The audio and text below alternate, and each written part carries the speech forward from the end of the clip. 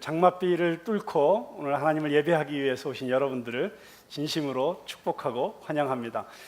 쉽지 않으셨죠? 네, 차도 많이 막히셨을 것이고 또 마음속에 이렇게 비 오는 날 그냥 집에서 TV로 예배드리면 얼마나 좋을까, 이렇게 생각하시는 분들도 있었겠지만 주의 전을 사모하고 주의 공동체 지체들과 함께 예배드리기 위해서 이 자리에 나오신 여러분들 정말 대단하십니다. 우리 서로 옆에 있는 분들 바라보시면서 어쩜 그렇게 믿음이 좋으십니까 하고 서로 인사하시겠습니다.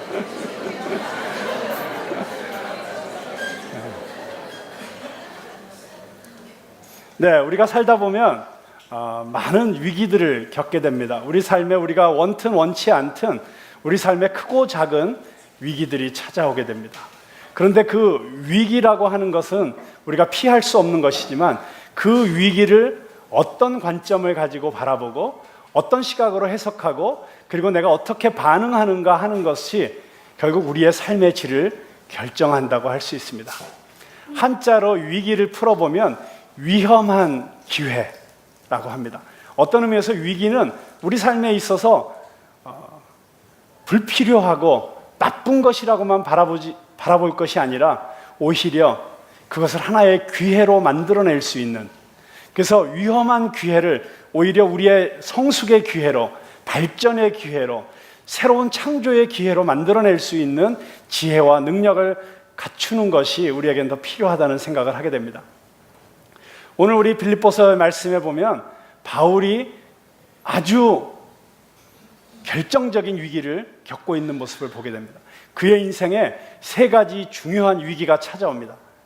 그런데 그 위기를 바울은 어떻게 받아들였고 어떻게 반응했고, 그리고 그 위기를 통해서 바울은 오히려 어떻게 하나님께 영광을 올려드렸는지를 한번 살펴보면서 어쩌면 오늘 우리에게도 여전히 동일하게 찾아올 수 있는 그런 위기의 순간들마다 그 위기를 통해서 오히려 우리가 더 가깝게 주님을 만나고 오히려 더 주님을 영화롭게 하고 그리고 오히려 복음을 더 힘차게 증거할 수 있는 이런 기회로 만들어낼 수 있는 믿음의 태도와 지혜를 우리가 함께 배울 수 있기를 바라는 것입니다. 자, 그렇다면 사도 바울이 당한 위기는 어떤 위기들이었을까요? 첫 번째로 사도 바울이 당한 위기는 환경에서 오는 위기였습니다. 여러분, 살다 보면 우리가 환경으로 인해서 많은 위기를 겪게 되지 않습니까? 지금 이렇게 장맛비 때문에 홍수가 나고 침수가 되고 집이 물에 잠기고 차가 떠내려가고 이런 것도 우리 삶에 찾아오는 환경의 위기라고 할 수 있겠죠. 그런가 하면 이 자연적 재난이 훨씬 더 엄청난 규모로 찾아오는, 예를 들어서 일본에 쓰나미가 몰려와가지고 수십만 명이 이재민이 되고 수만 명이 집을 잃고 생명을 잃는 이런 끔찍한 환경의 위기가 찾아오기도 합니다. 그 위기가 어떠한 것이 또한 그런 자연으로 인해서 오는 위기뿐만이 아니라 우리가 살아가면서 우리는 때로 경제적 환경의 위기를 겪기도 합니다. 뜻밖의 갑자기 실직을 했다던가, 그렇게 잘 되던 사업이 IMF를 만나가지고 하루아침에 무너진다던가. 며칠 전 신문에 보니까 연봉 1억 2천을 받던 50대 초반의 직장인이 직장을 잃고 나서 재취업이 안 돼서 몇 년 동안을 고생하다가 겨우 일용직을 얻게 되었는데 월 수입이 200만 원 이하로 떨어졌다. 그래서 굉장히 살기가 어려워지고 있는 현실이 굉장히 많아졌다라고 하는 신문 기사를 본 일이 있습니다.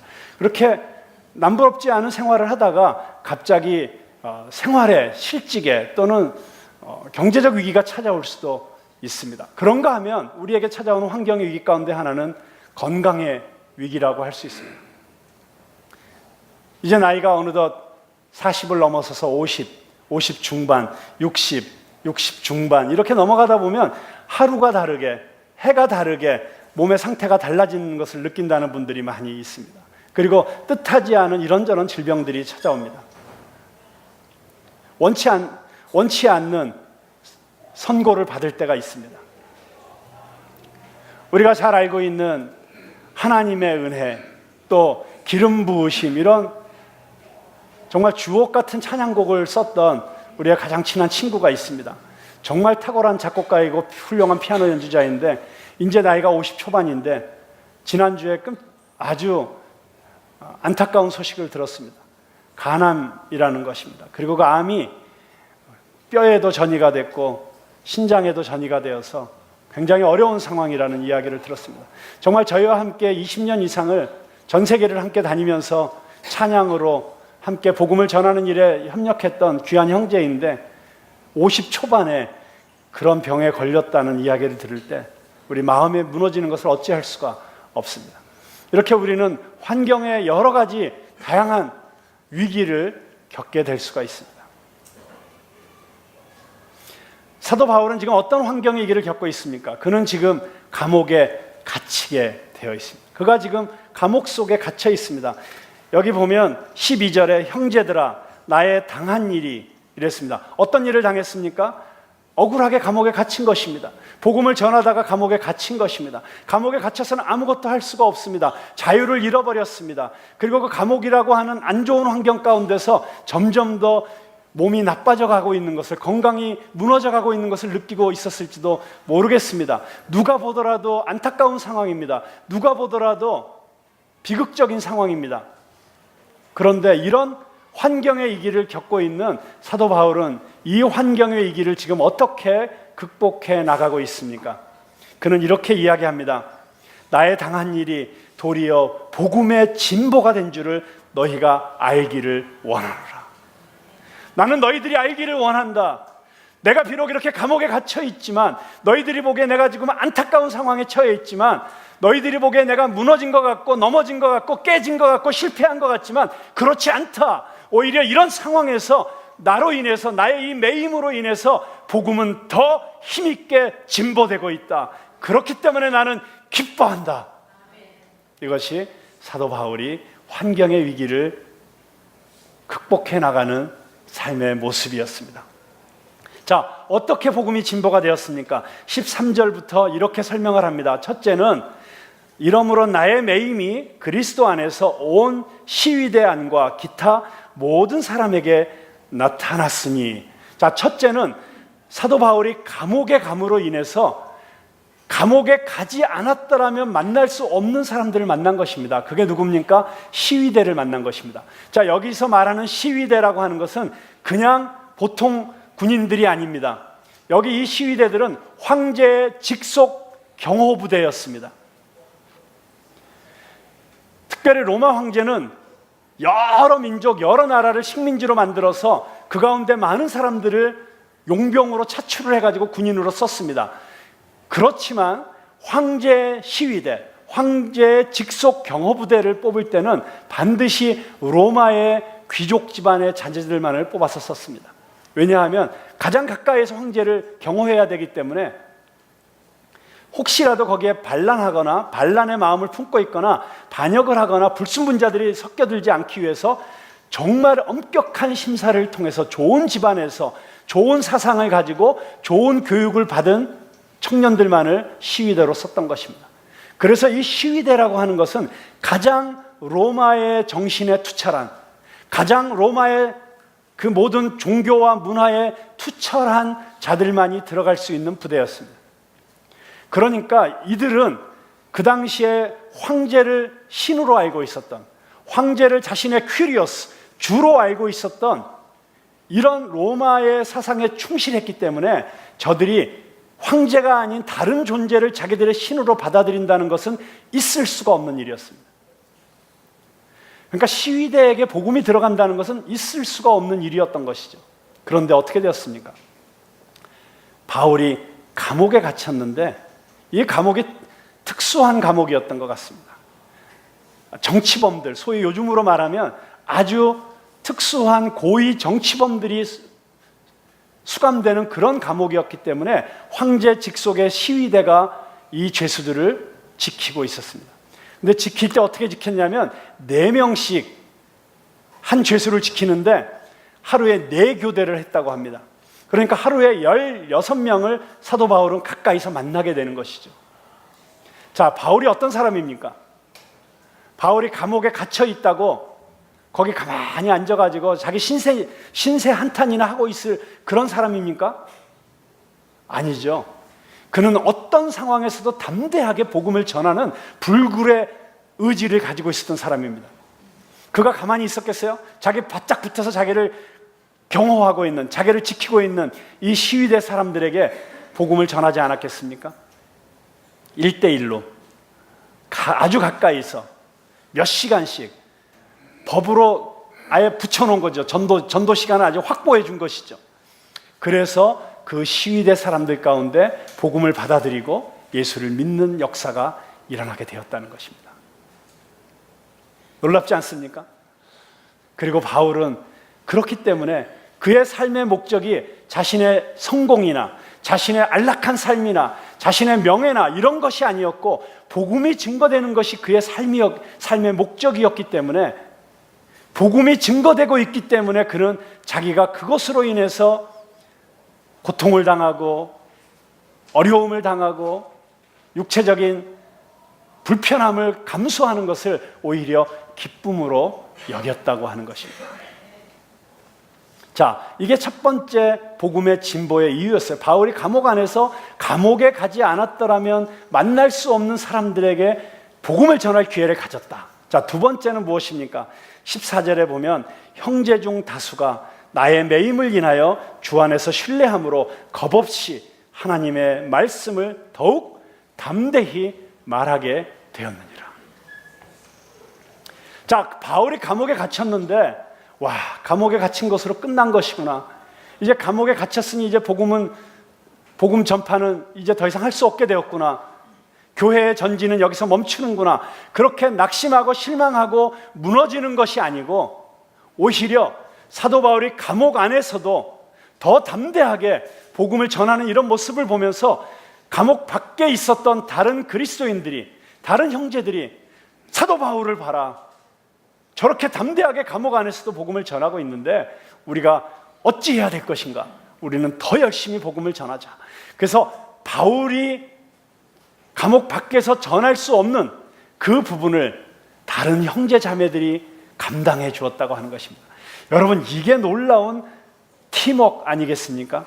이게 공동체의 힘 아니겠습니까? 한 사람이 묶여 있을 때 묶이지 않은 다른 사람들이 오히려 더 열심히 하나님의 일을 감당함으로써 하나님의 역사는 더 힘있게 전파되고 전진하고 있는 모습을 보여주고 있는 것입니다. 우리 교회에서 가장 교회 봉사를 열심히 하던 누가 지금 아파가지고 봉사를 못하게 되었으니 우리가 그 뒷감당을 우리가 해야 되겠다. 오히려 가장 봉사를 많이 하던 분이 육신이 힘들어서 병들어서 봉사를 못하게 되었을 때 오히려 가만히 뒷짐지고 구경하고 있던 사람들이 아니야, 우리가 이럴 수는 없지, 이젠 우리가 해야 돼 라고 서로 힘을 합쳐서 봉사함으로 말미암아 오히려 그 이전보다 교회에서 더 봉사가 활발하게 돌아가고 있는 바로 그런 모습을 여러분이 상상하시면 되겠습니다. 자, 이렇게 두 가지 이유로 복음은 사도 바울의 환경의 어려움과 상관없이 더욱 진보하게 되었다고 하는 것입니다. 자, 여기서 중요한 것은 무엇입니까? 사도 바울이 어떻게 이런 자기에게 다가온 이 환경의 어려움을 극복해내고 있습니까? 그것은 삶의 분명한 목적이 성경적인, 복음적인, 그리스도 중심적인 삶의 목적이 있었기 때문에 이런 삶의 태도가 가능한 것입니다.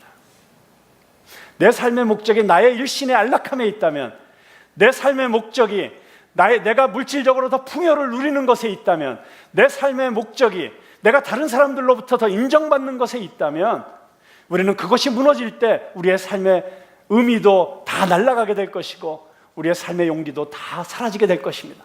그러나 어떠한 상황 가운데서도 복음을 전하는 것이 내 삶의 목적이라고 한다면 우리는 병들었을 때나 건강할 때나 부유할 때나 가난할 때나 행복할 때나 행복해 보이지 않는 상황 가운데서도 우리는 여전히 기뻐할 수 있다는 것입니다. 죄송하지만 제가 저희 집안 얘기를 조금 하자면, 저희 돌아가신 아버님께서는 나이 60의 목사가 되셨습니다. 그런데 목사가 되기 전에는 저기 진도라고 하는 진 아일랜드라고 하는 섬에서 이 정미소라고 아시죠? 이 정부 양곡 도종 공장, 정부미 공장이라고 하는 그 쌀을 가공해서 쌀을 먹기 좋은 쌀로 도정하는 이런 공장을 하는 사업가였습니다. 꽤 부유한 집안이었습니다. 진도에서 세금을 가장 많이 내는 항상 1, 2, 3위 안에 들어갈 정도였으니까요.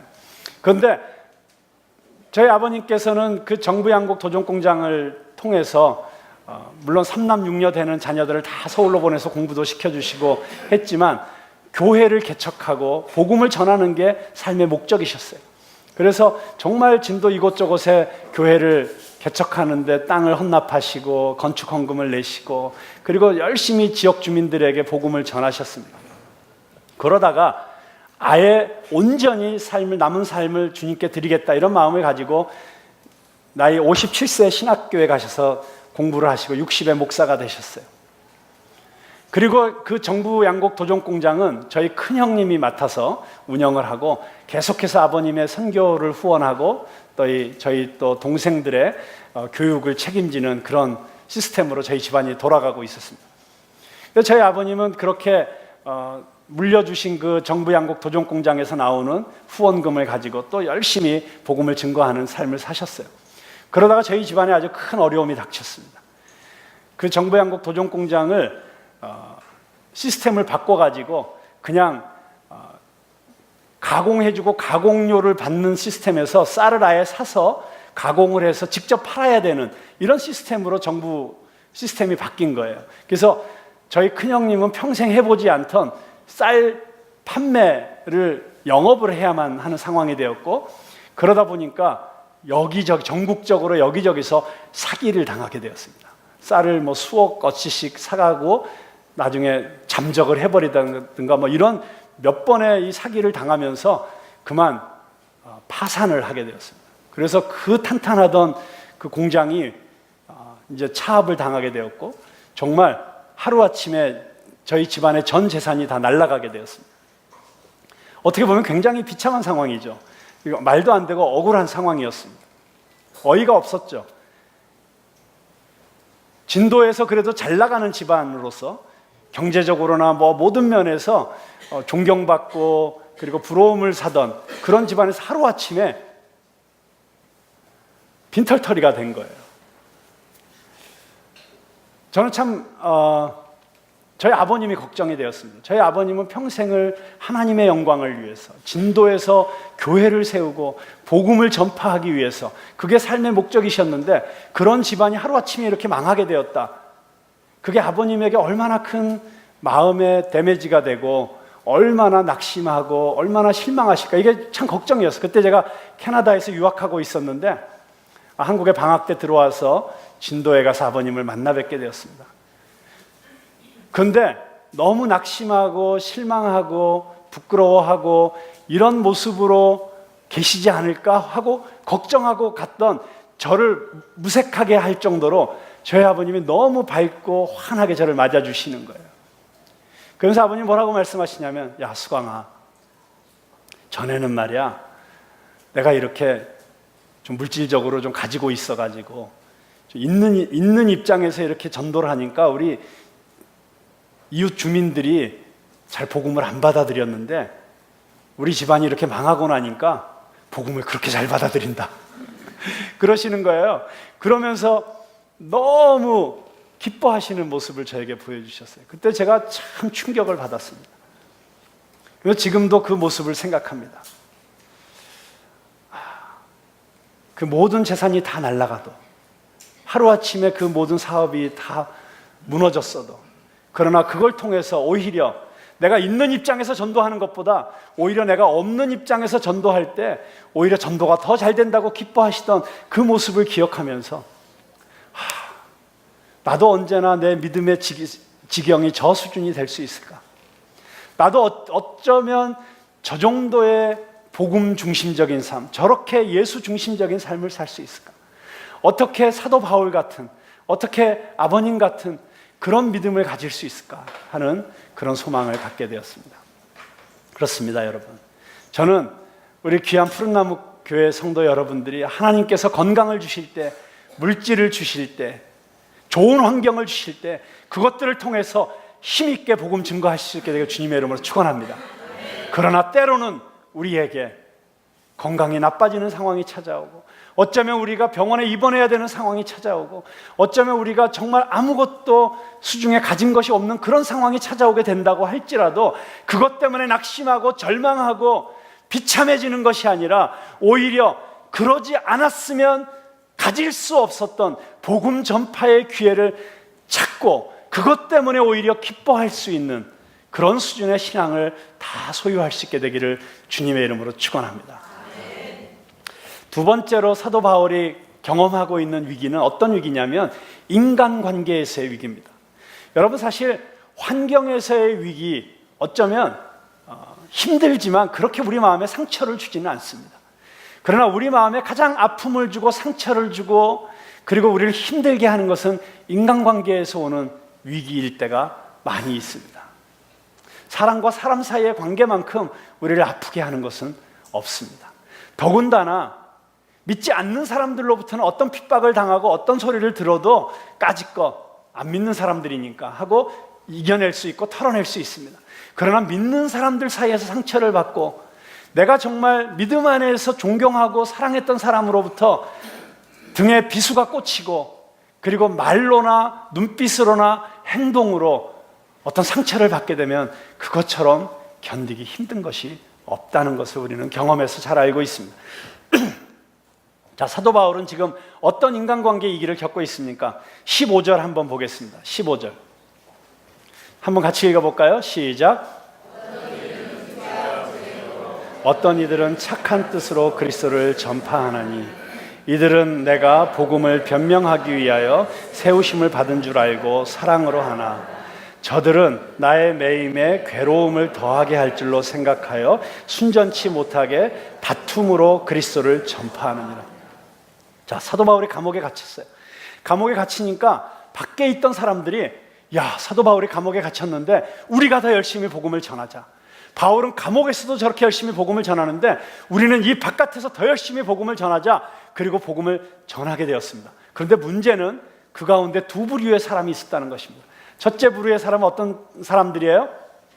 어떤 사람들은 착한 뜻으로 그리스도를 전파합니다. 좋은 뜻으로. 이들은 내가 복음을 변증하기 위하여 세우심을 받은 줄 알고 사랑으로, 사도 바울을 사랑하는 마음으로 바울이 저렇게 감옥에 갇혀 있는데 우리가 밖에서 더 열심히 복음을 전함으로 바울에게 기쁨을 주자. 바울이 우리가 더 열심히 복음을 전한다는 이야기를 들으면 얼마나 용기를 얻겠는가 하면서 더 열심히 복음을 전했다는 것입니다. 그런데 또 어떤 사람들은 어떻게 전했다고요? 투기와 분쟁으로 전했다는 것이에요. 여러분, 투기와 분쟁으로 복음을 전하는 사람들도 있습니까? 있었다는 거예요. 이 초대교회에 보면. 왜요? 이 사람들은 어떤 사람들이냐면 사도 바울과 이 신약 성경을 잘 살펴보면 사도 바울과 신학적인 이유로 인해서 교리적인 이유로 인해서 서로 대립하고 있었던 몇몇 부류의 사람들이 있었다는 것을 알 수가 있습니다. 예를 들어 유대교의 모든 율법과 유대교의 모든 전통을 그대로 지켜야만 우리가 복음을 받아들일 수 있다라고 하는 유대주의적인 설교가들도 있었고 율법주의자들도 있었고 많은 다양한 다른 생각을 가진 분파들이 있었습니다. 그리고 또 어떤 사람들은 사도 바울이 정식으로 사도가 아니라고, 사도 바울은 사도의 자격이 없다고 공격하는 사람들도 있었습니다. 그러니까 사도 바울과 대립되는 입장에 있었던 교회 안에 여러 사람들이 있었다는 것이죠. 근데 이런 사람들은 와우, 바울이 감옥에 갇혔네. 두 가지 이유로 복음을 더 열심히 전했다는 것입니다. 하나는 우리가 밖에서 더 열심히 복음을 전하면 로마 당국이 이것들 봐라, 너희들이 더 열심히 복음을 전해, 더 시끄럽게, 야, 바울을 더 혹독하게 고문해 하고 바울에게 더 괴로움을 주도록 그런 못된 생각을 가지고 복음을 전했을 수도 있고, 또 하나는 우리가 이럴 때 우리 신학, 소위 말해서 요즘 우리 쉽게 얘기하면 이런 거죠. 우리 교회는 대한예수교 장로회 통합 측인데 우리 교단의 총회장이 어떤 이유로 감옥에 갔다고 생각해 보세요. 그러니까 통합 말고 또 다른 교단이 뭐가 있죠? 합동. 통합이나 합동이나 뜻은 똑같은데 합동 측 사람들이 야, 통합 총회장이 감옥에 가 있을 때 우리 합동 측이 빨리 교세를 불리자 이래가지고 열심히 복음을 전하는 그런 상황이라고 생각하시면 되는 것입니다. 괘씸하죠? 어떻게 이럴 수가 있어요? 같은 편인데. 안 믿는 사람이 아니잖아요. 이교도가 아니잖아요. 같은 그리스도인인데 어떻게 같은 그리스도인끼리 이런 마음을 가지고 사도 바울을 더 괴롭게 하려고 이 기회를 타서 더 열심히 복음을 전하자 요따위 생각을 할 수가 있습니까? 자, 그런데 그런 무리를 바라보면서 사도 바울은 지금 뭐라고 생각하고 있을까요? 사도 바울은 지금 어떻게 이런 상황을 해석하고 받아들이고 있을까요? 정말 위대한 사도 바울의 고백을 우리가 같이 한 목소리로 읽어보도록 하겠습니다. 18절 같이 읽겠습니다. 시작.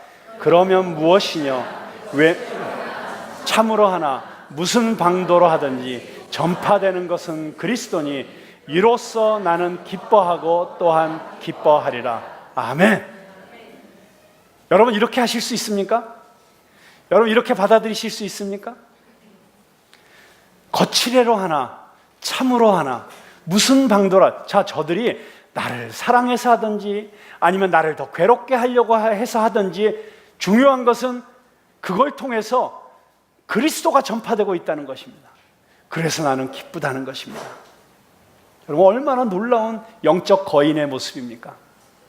내가 어떻게 되는 건 상관없다는 것입니다.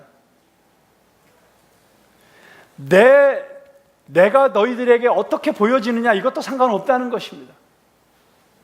너희들이 어떻게 함으로써 내가 어떤 마음의 상처를 입느냐 그거 중요하지 않다는 것입니다. 아니 오히려 이렇게 바라보는 사람은 상처 입지 않습니다. 여러분 왜 인간관계에서 상처를 입습니까? 그것은 우리가 잘못된 것을 기대하기 때문이죠. 사람에게 기대해서는 안 되는데 사람에게 기대하기 때문에 상처받는 것이죠. 여러분 사람은 사랑해야 될 대상이지 기대하거나 믿어야 될 대상은 절대 아닌 것입니다. 우리가 무언가를 받으려고 하기 때문에 상처받는 것이죠. 그런데 나의 삶의 목적이 오직 그리스도가 전파되는 것이라면 어떤 인간관계의 위기 가운데서도 우리는 상처받지 않고 오히려 기뻐할 수 있다는 것입니다. 정말 이런 영적 거인의 모습, 내가 얼마나 불리해지느냐, 내가 얼마나 상처를 입느냐 이런 건 전혀 관심이 없고 그리스도는 어떻게 되고 있느냐, 지금 복음이 증거되고 있느냐, 예수 이름이 높여지고 있느냐, 그게 더 중요하다는 것입니다. 그래서 나는 죽고 예수님의 이름은 높여지는, 나는 무시를 당하고 나는 조롱을 당하고 나는 오해를 당하고 그래도 나는 모욕을 당해도 그걸 통해서 예수 이름이 높여질 수 있다면, 예수님이 전파될 수 있다면 나는 그것을 받아들이겠다, 나는 더 기뻐하겠다. 우리가 그런 마음을 가질 수 있게 되기를 간절히 바라는 것입니다. 자, 마지막으로 사도 바울이 당하는 위기는 어떤 위기입니까? 사도 바울은 지금 죽음의 위기를 맞이하고 있습니다. 여러분 모든 위기 가운데 가장 궁극적인 위기, 가장 결정적인 위기는 죽음의 위기 아니겠습니까? 그리고 이 위기는 누구에게나 찾아올 수 있습니다. 언제 어느 순간 어떻게 찾아올지 모르지만 우리 모두는 다 죽음이라는 위기 앞에 서게 될 것입니다. 근데 그 죽음이라는 위기 앞에서 우리는 두려워하면서 무서워하면서 불안해하면서 그 죽음의 위기를 맞이할 수도 있고, 어떤 사람처럼 우리는 그 죽음의 위기 앞에서 오히려 더 하나님을 높여드리고 그 죽음의 위기 앞에서 담대하게 평안함으로 그 위기를 맞이할 수도 있습니다. 자, 사도 바울은 지금 우리에게 어떤 모습을 보여주고 있습니까? 자, 19절부터 한번 보겠습니다. 19절부터 19절부터 한번 같이 읽어볼까요? 시작. 이것이 너희의 간구와 예수 그리스도의 성령의 도우심으로 나를 구원에 이르게 할 줄 아는 거로 나의 간절한 기대와 소망을 따라 아무 일에든지 부끄러워하지 아니하고 지금도 전과 같이 온전히 담대하여 살든지 죽든지 내 몸에서 그리스도가 존귀하게 되게 하려 하나니 이는 내게 사는 것이 그리스도니 죽는 것도 유익함이라. 내게 사는 것이 그리스도니 죽는 것도 유익함이라. 이미 사도 바울은 어떤 삶을 살고 있습니까? 이제는 내가 산 것이 아니요 내 안에 그리스도께서 사시는 것이라. 이미 육신으로서의 사도 바울은 죽음을 경험한 것입니다. 그는 십자가에서 이미 자기의 옛 자아가 죽은 그 죽음을 경험한 것입니다. 그리고 이제는 새 생명으로 살고 있는 것입니다. 저는 여러분 모두가 십자가에서 자기의 옛 자아의 죽음을 경험하고 복음을 생명으로 받아서 이제는 내 안에 그리스도께서 사시는 이 새로운 생명을 경험하실 수 있게 되기를 주님의 이름으로 축원합니다. 그렇게 살아가게 될 때 이제는 내 안에 그리스도께서 사시기 때문에 이 내 육신의 죽음도 오히려 유익하다고 하는 것입니다. 나의 죽음을 통해서 오히려 복음이 더 증거될 수 있다고 하는 것입니다. 나의 죽음을 통해서 오히려 예수 그리스도가 더 높여질 수 있다고 하는 것입니다. 그리고 다른 의미로 말하면 내가 죽는 게 나에게는 더 유익하다고도 말할 수 있는 것입니다. 여러분, 우리 예수 믿는 사람들은 죽으면 어디 갑니까? 천당 가죠? 여러분, 이 땅에서 사는 게 더 행복합니까? 천국에서 사는 게 더 행복합니까? 확실합니까? 그럼 다 천국 가고 싶으십니까? 천국 가시고 싶은 분 손 들어보세요. 자, 지금 당장 가시고 싶으면 손 들어보세요. 훨씬 좋은 게 확실한데 왜 지금 당장 가고 싶진 않으세요? 왠지 미련이 조금 남아서? 최소한 시집은 가보고 가야 되니까?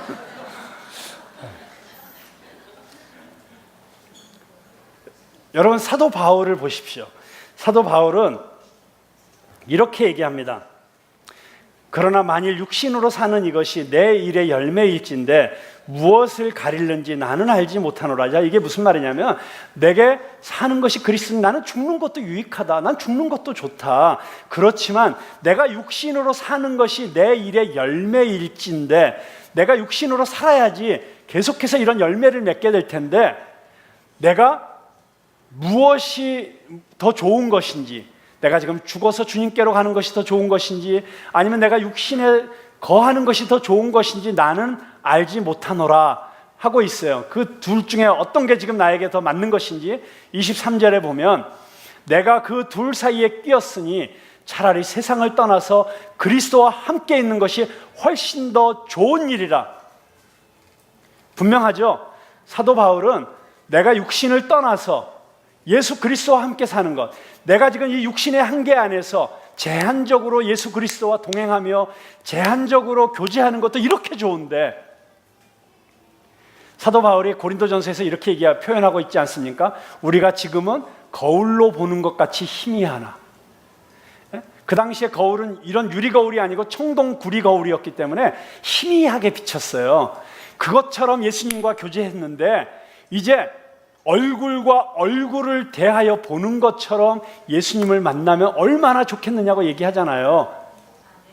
그러니까 내가 지금 이 육신을 떠나서 주님과 거하게 되면, 천국 가면 그건 나에게는 훨씬 더 좋은 일이다. 난 정말 그러고 싶다. 그런데 24절에 정말 놀라운 고백을 우리는 접하게 됩니다. 24절 한번 같이 읽어볼까요? 시작. 내가 육신으로 있는 것이 너희를 위하여 더 유익하리라. 여러분, 둘 중에 하나죠. 사도 바울이 완전 과대망상증 환자거나 아니면 정말 사도 바울은 자신의 삶을 온전히 성도들을 위하여 다 쏟아붓고 있었거나. 여러분, 얼마나 자신의 삶을 자기를 위하여 살지 않고 다른 사람을 위하여 살았으면, 성도들을 위하여, 교회를 위하여 살았으면 이런 고백을 할 수 있었을까요? 내가 육신으로 있는 것이 너희를 위하여 더 유익하리라. 나 개인적으로 보면 나는 지금 죽어서 천국 가는 게 훨씬 좋다.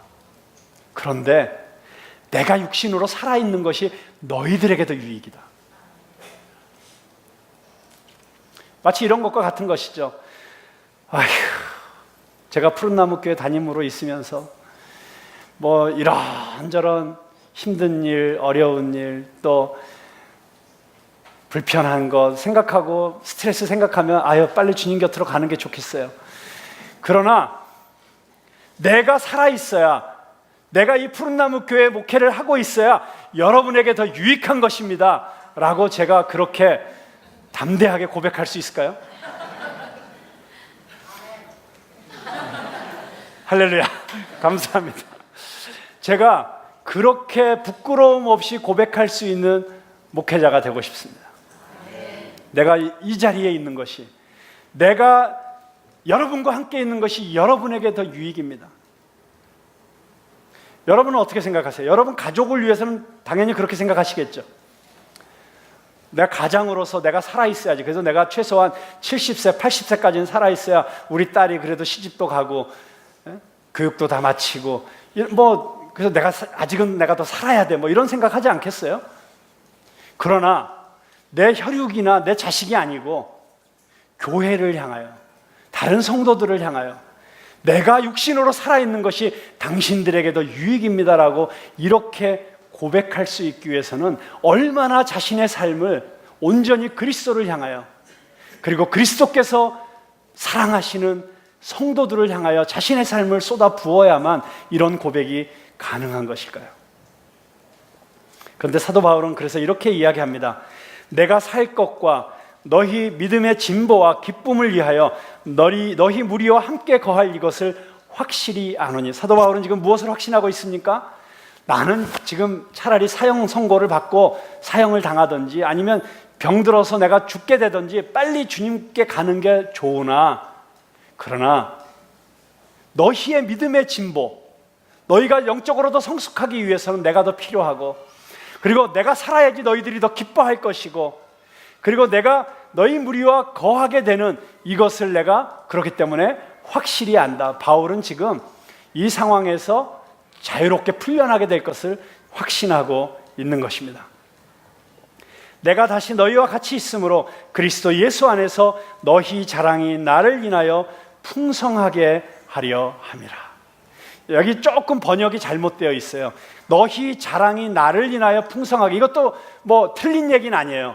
사도 바울로 인해서 여러분들이 더 자랑할 게 많아진다. 이건 좋은 일이죠. 그러나 성경 원문을 더 정확하게 번역하면 그리스도를 더 자랑할 수 있게 되기를 원하노라, 이렇게 번역해야 맞습니다. 여러분, 내가 살든지 죽든지 우리는 그리스도를 더 자랑할 수 있어야 됩니다. 내가 어떻게 되든지 우리는 그리스도를 더 자랑할 수 있어야 됩니다. 자, 이제 말씀을 마치려고 합니다. 자, 사도 바울은 자기 인생에 닥쳐오는 이 세 가지 중요한 위기, 환경의 위기, 인간관계의 위기, 그리고 죽음의 위기, 이 위기를 다 어떻게 이겨내고 있습니까? 이 위기에서 어떻게 빠져나오고 있습니까? 사도 바울에게 있어서 우리가 살펴본 바에 의하면 위기는 위기가 아닙니다. 왜냐하면 위기라고 하는 것은 그것에 우리가 붙잡혀 있을 때, 그것에 연연해 할 때 그것이 위기가 될 터인데, 이미 사도 바울은 그의 삶의 목적과 관심이 그 차원을 넘어섰기 때문입니다. 오직 사도 바울의 삶의 목적은 예수 그리스도였습니다. 예수님만이 내 안에서 존귀하게 되고, 예수 이름만이 높임을 받게 되고, 예수님의 이름이 증거되는 것이 그의 삶의 모든 것이었기 때문에 그 외에 어떤 것들은 그저 지나가는 것에 불과했습니다. 그것들은 그냥 흘려보낼 수 있는 것들이었습니다. 여러분, 우리가 잘 아는 유럽의 경건주의자였던 진젠도르프가 꿈에 예수님이 나타났습니다. 예수님이 묻습니다. 진젠도르프에게, 내가 무엇을 원하느냐 아들아, 내가 너에게 모든 것을 다 해주기를 원한다. 그때 진젠도르프가 뭐라고 대답합니까? 주님,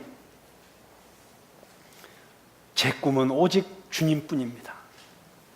제 삶은 오직 주님과 함께 하기를 원하는 것뿐입니다. 오직 주님만. 어거스틴도 이렇게 얘기했죠. 주님만 원합니다. 오직 주님만 원합니다. 사도 바울도 주님만 원합니다. 오직 주님만.